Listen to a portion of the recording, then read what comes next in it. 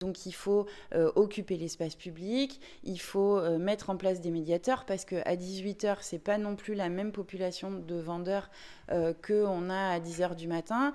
À 18h, les gens sont sous-produits parce qu'ils ont potentiellement consommé déjà toute la journée, voire c'est pas tout à fait les mêmes.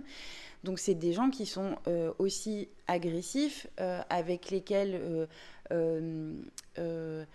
discuter n'est pas toujours facile et les embrouilles pour rentrer chez soi parce qu'on les dérange, parce qu'ils sont posés sur nos pas de porte et que c'est potentiellement compliqué pour eux de se lever parce qu'ils sont un peu chancelants et compagnie, c'est des prises de drogue et notamment des gens qui se piquent sur nos paliers aussi.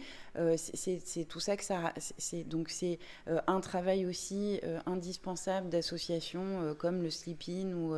voilà, donc on demande une présence aussi, une prise en compte de l'ARS de cette problématique-là ici, des associations d'insertion, de voir comment on peut insérer ces populations qui sont présentes, enfin voilà, comment on peut leur rendre aussi une certaine dignité à un moment donné. La présence constante qui est pas du tout, enfin qui est un peu plus régulée par une beaucoup plus grande présence policière, mais qui est pas suffisante en fait. Il y a plus de passages, ça on a été entendu, il y a plus de passages. Néanmoins, il y a un créneau horaire qui reste quand même très très compliqué, qui est la sortie des écoles. Le week-end, on sait aussi qu'il y a certainement moins d'effectifs policiers. Du coup,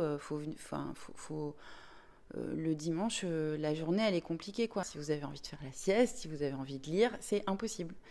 Parce qu'ils ont tous une petite enceinte et là, vous avez droit aux musiques, aux cris, à tout qui correspond ni à la sécurité, ni à la tranquillité publique auquel un citoyen lambda a normalement droit. Nous, c'est vrai qu'on se sent un peu mis à mal dans ces droits fondamentaux d'un citoyen, quoi.